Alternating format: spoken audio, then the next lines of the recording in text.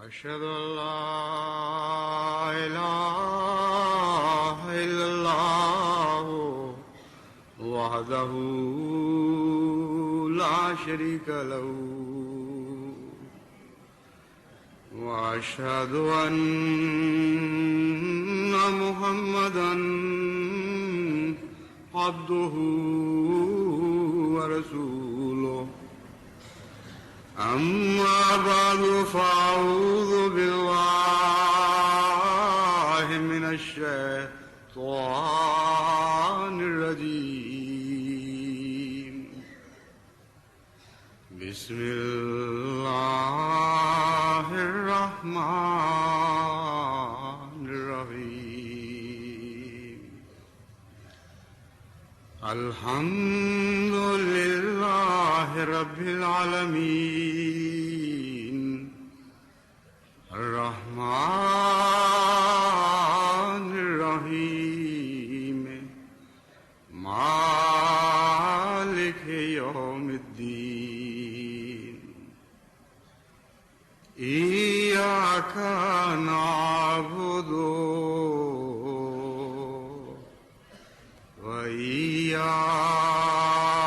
وإياك نستعين اهدنا الصراط المستقيم صراط الذين أنعمت عليهم غير المغضوب عليهم ولا الضالين وأوحي إلى نوح أنه لن يؤمن من قومك إلا من قد آمن فلا تبتئس بما كانوا يفعلون واصنع الفلك بأعيننا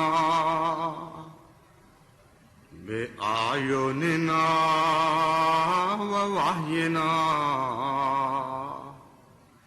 ولا تخاطبني في الذين ظلموا إنهم مغرقون.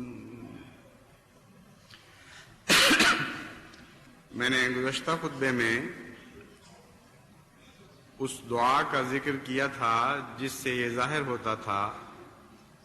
کہ گویا حضرت نوح نے اپنی قوم کے لیے بالآخر بددعا کی اور یہ ایک عرض کی اپنے رب سے کہ اے خدا ان کافروں میں سے کوئی ایک بھی باقی نہ رہے اور دنیا کو ان سے اور ان کی ناپاک پیدا ہونے والی نسلوں سے ہمیشہ کے لیے پاک فرما دے. ساتھ ہی میں نے یہ بیان کیا تھا کہ دراصل یہ حضرت نوح علیہ السلام کی بددعا نہیں تھی بلکہ منشاء الہی کے مطابق آپ کو پہلے سے خبر دے دی گئی تھی کہ اب اس قوم میں کوئی بھی ہدایت پانے والا نہیں ہے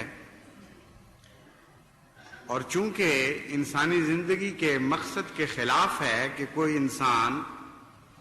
خدا تعالیٰ کو کلیتاً بھلا کر ہمیشہ کے لیے اس سے کٹ جائے اور اس کی آئندہ نسلیں بھی ناپاک پیدا ہوں، اس لیے ان لوگوں کے لیے دعا کی اجازت ہی نہیں دی گئی تھی. وہ آیات جن کا میں نے ذکر کیا تھا ان کی آج میں نے تلاوت کی ہے اور ان کا اگر آپ غور سے مطالعہ کریں تو ان میں اور بھی بہت سے گہرے سبق ملتے ہیں. اللہ تعالیٰ فرماتا ہے ہم نے نوح پر وحی فرمائی کہ اب تیری قوم میں سے کوئی تجھ پر ایمان نہیں لائے گا سوائے اس کے جو پہلے ایمان لا چکا ہے، پس اب ان پر کسی قسم کا افسوس نہ کر، کوئی حسرت نہ کر، جو ان کی تقدیر تھی وہ لکھی جا چکی ہے. یہ جو میں نے کہا کہ دراصل ہر نبی اپنی قوم کے لیے دعا کرنی چاہتا ہے، بد دعا کسی حالت میں بھی نہیں کرنی چاہتا، اس کا ثبوت یہ ہے کہ مان بات خدا تعالیٰ فرماتا ہے وَاصْنَعِ الْفُلْكَ بِأَعْيُنِنَا وَوَحْيِنَا وَلَا تُخَاطِبْنِي فِي الَّذِينَ ظَلَمُوا، کہ اے نوح ہم جانتے ہیں کہ اس خبر کے بعد بھی تیرا دل بے قرار ہوگا اور تو اپنی قوم کے لیے دعا کرنی چاہے گا، مگر ہم تجھے اجازت نہیں دیتے۔ لا تخاطبنی فی الذین ظلموا، ہمیں اس قوم کے متعلق کچھ نہ کہے، ہرگز ہم سے خطاب نہ کر اس قوم کے متعلق جنہوں نے ظلم کیا ہے۔ انہم مغرقون، کیونکہ ان کی یہ تقدیر کہ یہ غرق کیے جائیں گے لکھی گئی ہے، آخری ہو چکی ہے۔ وَاصْنَعِ الْفُلْكَ بِأَعْيُنِنَا وَوَحْيِنَا میں ایک ایسی کشتی کا ذکر ہے جس کے متعلق دو باتیں اس کشتی کو تمام دنیا میں بننے والی کشتیوں سے نمایاں کر دیتی ہیں اور ممتاز کر دیتی ہیں۔ وَاصْنَعِ الْفُلْكَ بِأَعْيُنِنَا، ہماری نگاہ کے سامنے، ہماری نظر کے سامنے یہ کشتی بنا۔ جس طرح مالک چیز بنتی ہوئی دیکھ رہا ہو، خصوصاً وہ چیز جو اسے بہت پیاری ہو، وہ اپنے سامنے بنوایا کرتا ہے۔ نسبتاً کم پیاری یا ایسی چیزیں جن کی اس کو خاص پرواہ نہیں ہوتی، وہ ملازموں کے سپرد بھی کر دیتا ہے، دوسروں کو بھی دیکھنے کے لیے تاکید کر دیتا ہے، لیکن خود اس کشتی کے اوپر اس چیز پر کھڑا ہوتا ہے جس چیز سے اس کو غیر معمولی پیار ہو، اور یہ پسند نہ کرے کہ اس میں ذرا سی بھی کوئی بناوٹ اس کی مرضی کے خلاف ہو جائے۔ بعض دفعہ بڑے بڑے قیمتی اوقات والے لوگ بھی بعض چیزوں کو کھڑے ہو کر مسلسل اپنے سامنے بنواتے ہیں۔ مثلا جب یہ تعلیم الاسلام کالج بنایا گیا تو چونکہ حضرت خلیفۃ المسیح ثالث کو، اس وقت تو خلیفۃ المسیح ثالث نہیں تھے، مگر بہرحال حضرت صاحبزادہ مرزا ناصر احمد صاحب کو تعلیم سے بڑا پیار تھا اور کالج سے بہت پیار تھا، اس لیے دن رات، سردی تھی یا گرمی، موسم کیسا بھی خراب ہو، آپ تمام زائد وقت وہیں لگایا کرتے تھے۔ چھت پر کھڑے ہو کر اپنے سامنے مزدوروں کو ہدایت دیتے کہ اس طرح فلاں جگہ ڈالو، فلاں کمی پوری کرو، فلاں نقص پیدا ہو رہا ہے اس کو ٹھیک کرو۔ بڑی محنت کی ہے کالج کے اوپر۔ تو یہ ایک فطرتی تقاضا ہے، جس چیز سے انسان کو پیار ہو، جس کو اہمیت دے،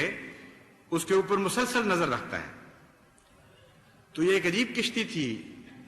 کہ اس جیسی کشتی نہ کبھی پہلے بنی نہ کبھی آئندہ ظاہری صورت میں بنائی گئی۔ فرمایا ہے وَاصْنَعِ الْفُلْكَ بِأَعْيُنِنَا، ہم مسلسل نگاہ رکھیں گے اے نوح اس کشتی کے اوپر۔ وَوَحْيِنَا، اور جو تجھے ہم نے ہدایت کی ہے، جو کاریگری ہم نے تجھے سکھائی ہے، اس کے مطابق یہ کشتی بنا۔ اور وہ کاریگری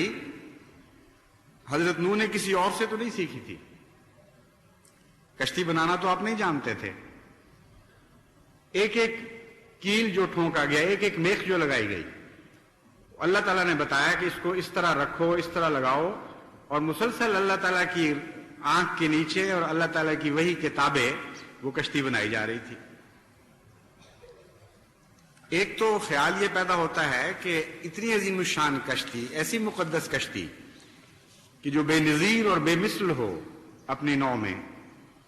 بعید نہیں کہ اس کا نشان آج بھی کہیں مل جائے۔ نسبتاً ادنا ادنا چیزیں بھی زمانے نے محفوظ رکھ لی ہیں، مٹی میں، مٹی کے ڈھیر میں دبی ہوئی فوسلائز شکلوں میں مختلف قوموں کی تاریخیں ملتی ہیں، اور لکڑی کے کام بھی بہت بہت پرانے ملتے ہیں۔ تو یہ کہنا کہ چونکہ لکڑی تھی اس لیے ضائع ہو گئی ہوگی ضرور، یہ بھی درست نہیں۔ حضرت نوح کے زمانے سے پرانے زمانوں کی لکڑی کی بنی ہوئی چیزیں بھی اب دستیاب ہو چکی ہیں۔ یہ جو خیال ہے یہ اور بھی مفکرین اور محققین کو آ چکا ہے، اور حضرت نوح کی کشتی کی تلاش مختلف جگہوں پر ہوتی رہی ہے، کوہ ارارات پر بھی اور بعض دوسری جگہوں پر بھی، اور وقتاً فوقتاً بعض ایکسپیڈیشنز، بعض مہمات کشتی کی تلاش میں بھیجی گئی ہیں۔ لیکن ان کا جغرافیہ، جن لوگوں نے کشتی کو تلاش کیا، بائبل پر مبنی تھا، اور قرآن جو جغرافیہ بیان کرتا ہے وہ اس سے مختلف ہے جو بائبل بیان کرتی ہے۔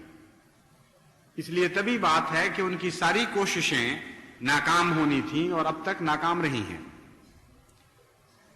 بعید نہیں کہ اللہ تعالیٰ کسی احمدی مہم کو یہ توفیق عطا فرمائے کہ وہ قرآن کے بیان فرمودہ نقشے اور جغرافیہ کے مطابق اس کشتی کو تلاش کرے اور یہ کشتی دستیاب ہو جائے، اور اگر یہ دستیاب ہو تو ایک بے نظیر کشتی ہوگی۔ لیکن یہ تو بات کی باتیں ہیں۔ میں ایک اور کشتی کی طرف آپ کی توجہ مبذول کروانی چاہتا ہوں۔ وہ بھی خدا کی آنکھ کے سامنے بنائی گئی، وہ بھی خدا تعالیٰ کی ہدایات کے تابع تشکیل دی گئی، اور وہ کشتی آپ ہیں، یعنی جماعت احمدیہ۔ حضرت مسیح موعود علیہ السلام کو اللہ تعالیٰ نے الہاماً بتایا کہ تو ایک کشتی تعمیر کر، اور وہ کشتی کیا ہے؟ وہی جماعت احمدیہ جس میں شامل ہونے کے ساتھ اللہ تعالیٰ یہ ضمانت دیتا ہے کہ تمام دنیا کی ہلاکتوں سے تم محفوظ کیے جاؤ گے۔ بس اس ظاہری لکڑی کی کشتی کی بھی بڑی قدر و قیمت ہے، اور یقیناً اس کو تلاش کرنے والے بھی بڑے خوش قسمت ہوں گے، لیکن بہت زیادہ قیمتی ہے وہ کشتی جو نوح کی قوم کو نہیں بلکہ محمد مصطفیٰ صلی اللہ علیہ وآلہ وسلم کی قوم کو عطا ہوئی، جو ایک تعلیم کی شکل میں پہلے ظاہر ہوئی، اور پھر اس تعلیم نے ایک جماعت کا روپ دھار لیا، اور ایک جماعت کی شکل میں آج وہ دنیا میں موجود ہے، اور دنیا کے ہر ملک میں اس کشتی کے نمونے بن رہے ہیں۔ جتنے اعلیٰ کاریگر نے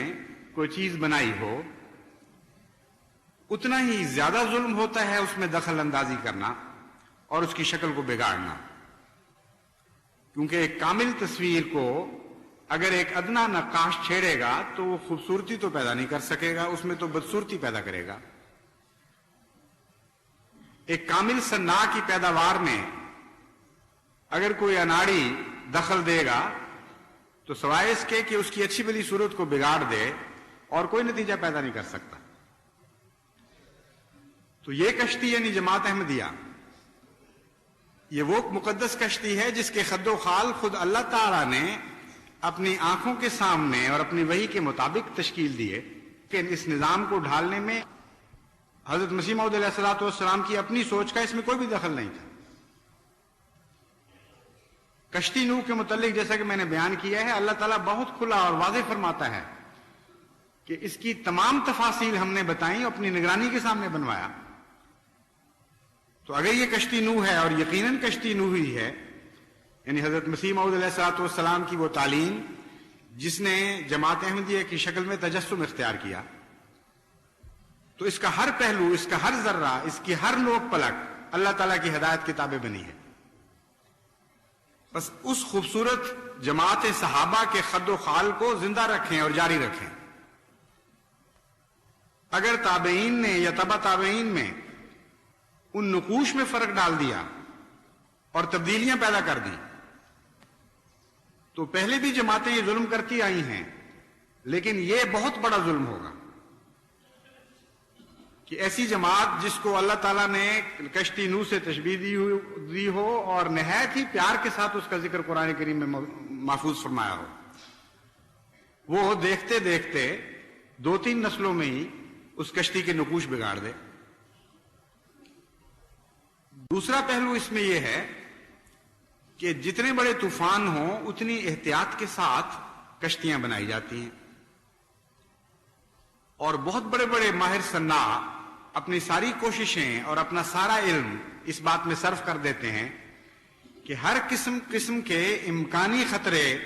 کا یہ کشتی مقابلہ کر سکے یا یہ جہاز مقابلہ کر سکے۔ چنانچہ جنگ عظیم ثانی میں بھی ایسے جہاز بنائے گئے اور بڑے بڑے دعوی بھی کیے گئے۔ مثلا انگلستان نے ایک ایسا جہاز بنایا جس کے متعلق یہ دعویٰ تھا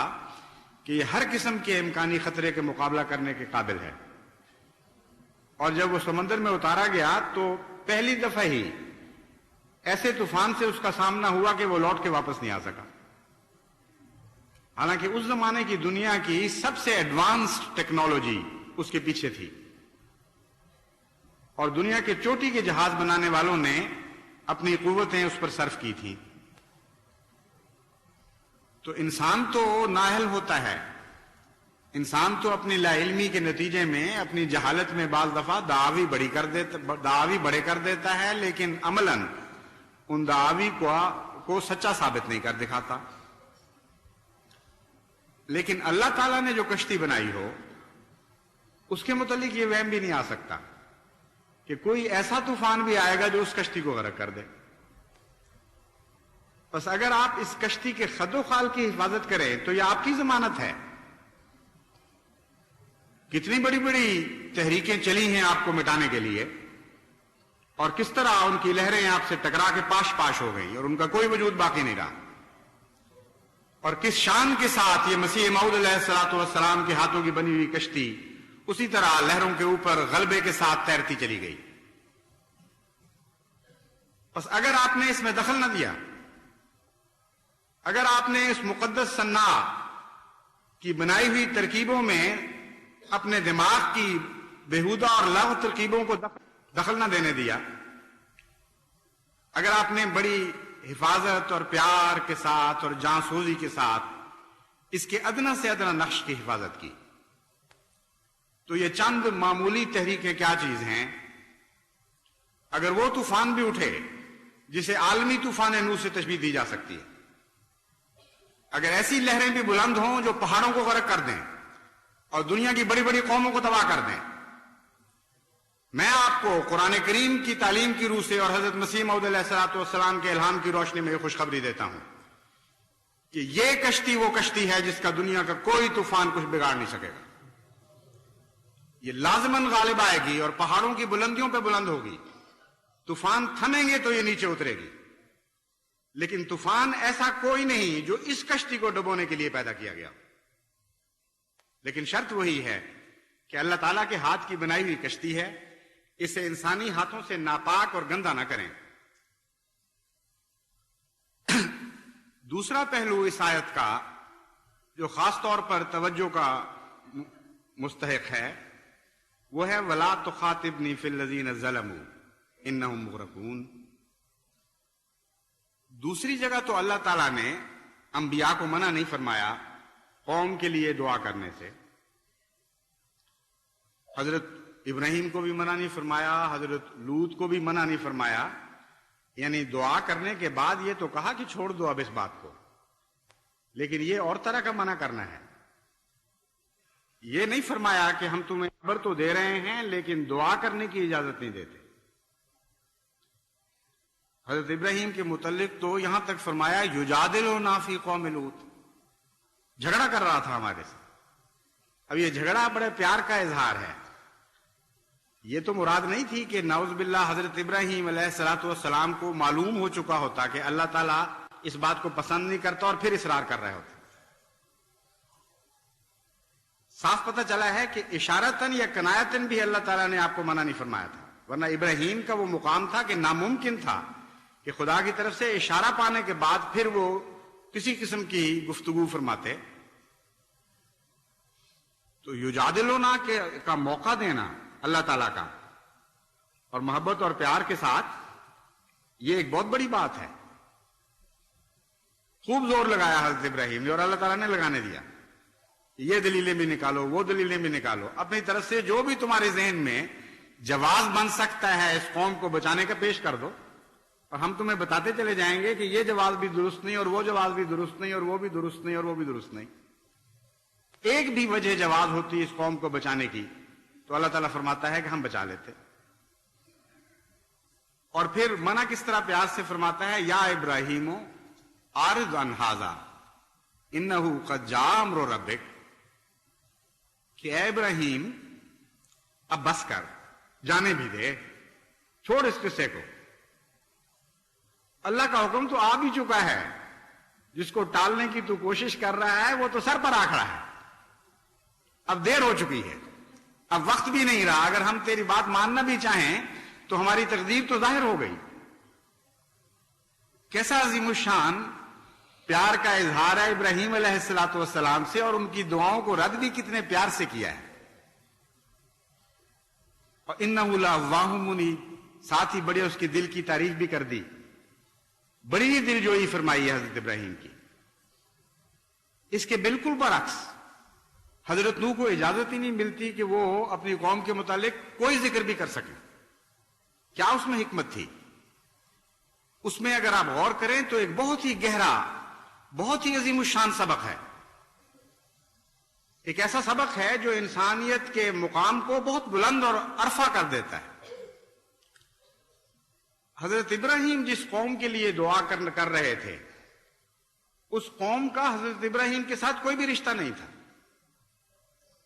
آپ کی اولاد میں سے کوئی ایک شخص بھی اس قوم میں شامل نہیں تھا جس قوم کے لیے آپ بے قرار تھے، اس کو بچانے کے لیے آپ ترساں اور لرزاں تھے اور عاجزانہ دعائیں کر رہے تھے. لیکن حضرت نوح نے جس قوم کے لیے دعا کرنی تھی، اس میں ان کا بیٹے نے شامل ہونا تھا. چنانچہ اس لطیف بات میں یہ بھی ایک انذار کا پہلو تھا کہ نوح کو جو اس لیے منع کیا جا رہا ہے کہ انبیاء کی شان کے خلاف ہے کہ ان کے ترحم میں ادنا سی نفس کی ملونی بھی شامل ہو جائے. دشمنوں کے لیے دعائیں کرنے کی اجازت دے دیتا ہے اللہ تعالیٰ، لیکن اپنا بیٹا شامل ہو گیا ہے، اس لیے فرمایا کہ نہیں، اب تیرا وہ مقام نہیں رہا. اب اگر تو دعا کرے گا تو ہو سکتا ہے کہنے والا یہ کہے اور سوچنے والا آئندہ یہ سوچے کہ نوح نے اس لیے دعا کی تھی کہ اس کا بیٹا بھی شامل تھا. لیکن اللہ فرماتا ہے میں تجھ پہ یہ داغ نہیں لگنے دینا چاہتا. تمام انبیاء کو اجازت دوں گا لیکن تجھے اجازت نہیں دوں گا، کیونکہ تیرے اپنے خون کا بھی اس میں حصہ شامل ہو گیا ہے ان لوگوں میں جن پر عذاب آنے والا ہے. چنانچہ حضرت نوح کو منع فرمانا بیان ہی اسی لیے تھا، اس کو اللہ تعالیٰ خود کھول دیتا ہے. حضرت نوح کو اللہ تعالیٰ کا منع فرمانا جس غرض سے تھا، اس کو کھولتے ہوئے اللہ تعالیٰ بیان فرماتا ہے وَقَالَ ارْكُبُوا فِيهَا بِسْمِ اللَّهِ مَجْرَاهَا وَمُرْسَاهَا بِسْمِ اللَّهِ مَجْرَاهَا وَمُرْسَاهَا إِنَّ رَبِّي لَغَفُورٌ رَحِيمٌ وَهِيَ تَجْرِي بِهِمْ فِي مَوْجٍ كَالْجِبَالِ وَنَادَى نُوحٌ ابْنَهُ وَكَانَ فِي مَعْزِلٍ يَا بُنَيَّ ارْكَبْ مَعَنَا وَلَا تَكُن مَّعَ الْكَافِرِينَ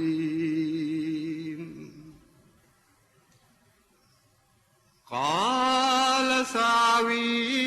إِلَى جَبَلٍ يَعْصِمُنِي مِنَ الْمَاءِ قَالَ لَا عَاصِمَ الْيَوْمَ مِنْ أَمْرِ اللَّهِ إِلَّا مَن رَّحِمَ وَحَالَ بَيْنَهُمَا الْمَوْجُ فَكَانَ مِنَ الْمُغْرَقِينَ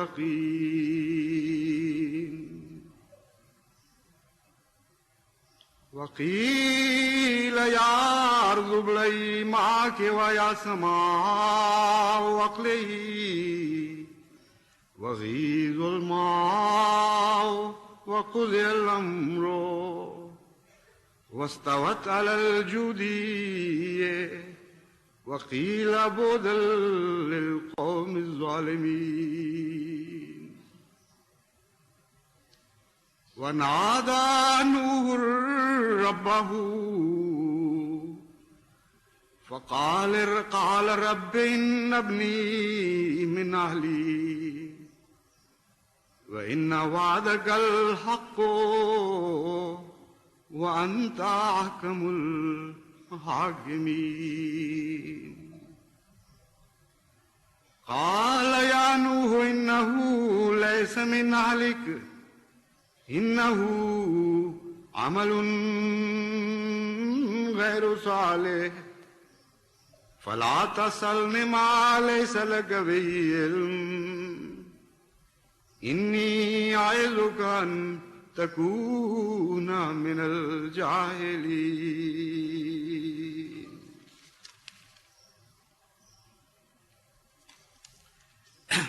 اللہ تعالیٰ فرماتا ہے کہ حضرت نوح نے یہ کہا کہ اس پر سوار ہو جاؤ، یا اللہ تعالیٰ نے یہ فرمایا حضرت نوح کو کہ اس پر سوار ہو جاؤ، اس کشتی پر، بسم اللہ مجرہا و مرساہا، یہ کہتے ہوئے کہ اللہ ہی کے سپرد ہے، اسی کے نام کے ساتھ ہے اس کا جاری ہونا اور اس کا بلند ہونا۔ ان ربی لغفور الرحیم، میرا رب تو بہت ہی بخشش کرنے والا اور رحم کرنے والا ہے۔ اور یہ ایسی کشتی تھی کہ پہاڑوں کی طرح بلند، موجوں پر بھی وہ سوار تھی اور وہ موجیں اس کا کچھ بگاڑ نہیں سکتی تھی۔ لیکن اچانک نوح نے کیا دیکھا کہ اس کا بیٹا ایک ایسی جگہ کھڑا ہے جہاں قریب تھا کہ موجیں اس کو جا لیتی۔ تو نوح نے اسے دیکھ کر بے قراری سے یہ آواز دی کہ اے میرے بیٹے، ہمارے ساتھ سوار ہو جا اور کافروں میں سے نہ ہو۔ نوح کے بیٹے نے جواب دیا کہ میں تو پہاڑ پہ پناہ لے لوں گا۔ یہ طوفان کیا چیز ہے؟ ایک سے دوسرا بلند پہاڑ میرے سامنے ہے، یوں یوں موجیں چڑھتی چلی جائیں گی، میں بھی اور بلند تر ہوتا چلا جاؤں گا۔ معلوم ہوتا ہے علاقہ تھا جس کے ارد گرد پہاڑ بھی تھے اور ایک کے بعد دوسری بلند چوٹی تھی۔ پہلے نسبتاً نچلی جگہ پہ تھے جب یہ واقعہ ہوا، لیکن جب حضرت نوح نے اس بیٹے کو پکارا تو اس نے جواب دیا کہ یہاں تو پہاڑوں کا سلسلہ ہے، میں ایک کے بعد دوسرے پہاڑ کی طرف رجوع کرتا چلا جاؤں گا۔ قال لا عاصم اليوم من امر اللہ الا من رحم۔ حضرت نوح نے جواب دیا کہ اے میرے بیٹے، آج اللہ کے حکم سے کوئی پناہ نہیں، اگر ہے تو اس کشتی میں ہے، اس کے سوا آج روئے زمین پر کوئی جگہ نہیں جو کسی انسان کو خدا کے فیصلے سے بچا سکے۔ اور ابھی یہ جواب دے ہی رہے تھے، حال بینہم الموج فکان من المغرقین، کہ ایک ایسی موج اٹھی جس نے اس بیٹے کو نظر سے غائب کر دیا اور پھر اس کو دوبارہ نہیں دیکھا گیا کیونکہ وہ مغرقین میں سے ہو گیا۔ یہ وہ واقعہ ہونے والا تھا جس کے پیش نظر اللہ تعالیٰ نے خطاب کرنے سے منع فرما دیا، اور اس کے بعد خدا تعالیٰ یہ فرماتا ہے کہ اس وقت تک حضرت نوح نے کلام نہیں کیا جب تک کہ یہ سارا طوفان گزر نہیں گیا۔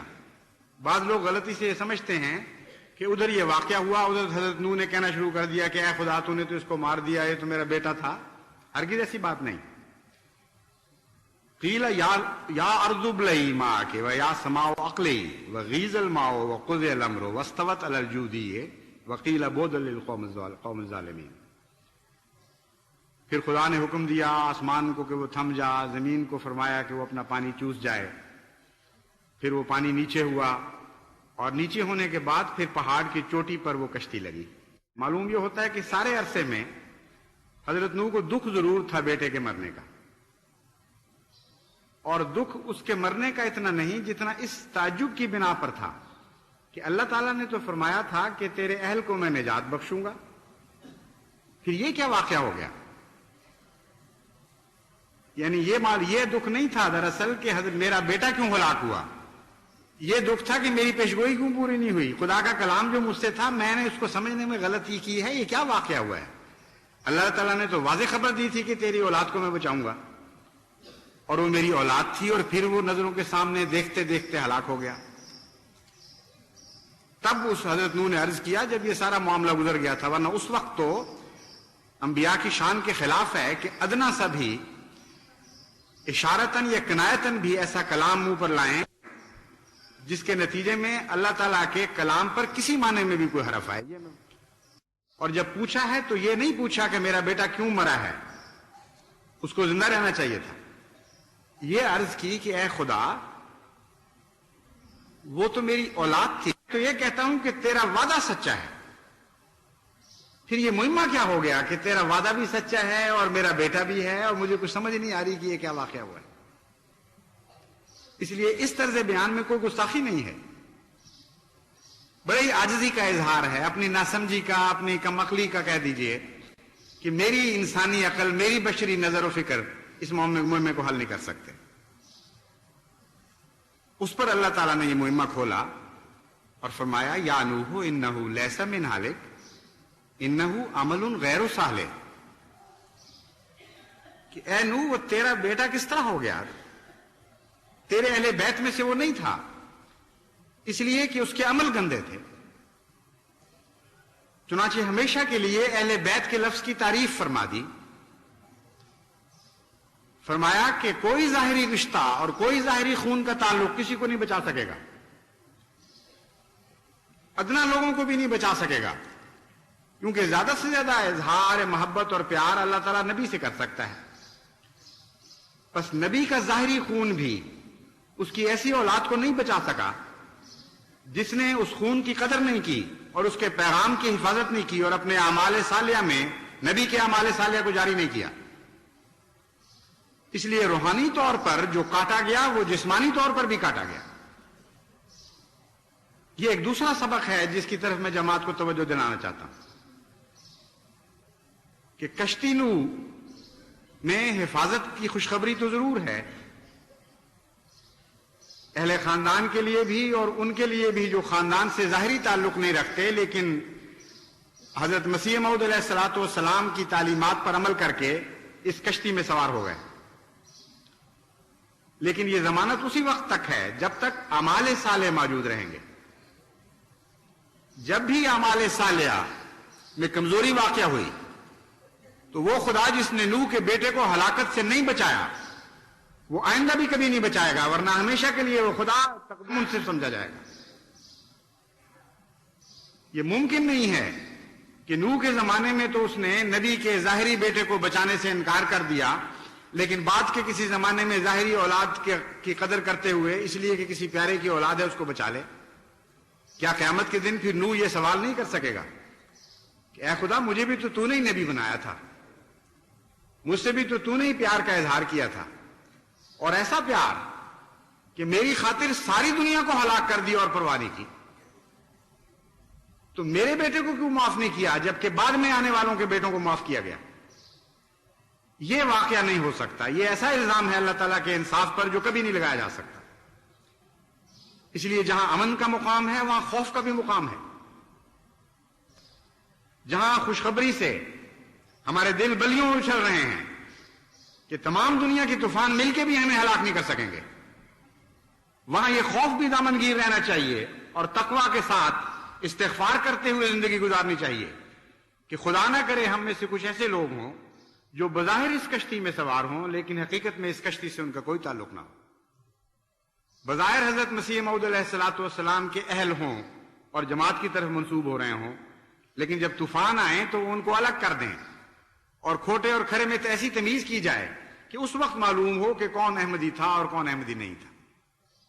خدا ایسا وقت نہ لائے کہ ہم میں سے کچھ، ہمارے پیاروں میں سے کچھ، ہمارے قریبیوں میں سے کچھ ایسے طوفان کے وقت میں غرق کیے جائیں. اللہ تعالیٰ ہمیں توفیق عطا فرمائے کہ کامل وفا کے ساتھ، پوری احتیاط کے ساتھ، پورے تقویٰ کے ساتھ، مستقل مزاجی کے ساتھ، حق کے ساتھ اور صبر کے ساتھ اس کشتی کی حفاظت کرتے چلے جائیں جو کشتی تمام دنیا کو بچانے کے لیے آج پیدا کی گئی ہے.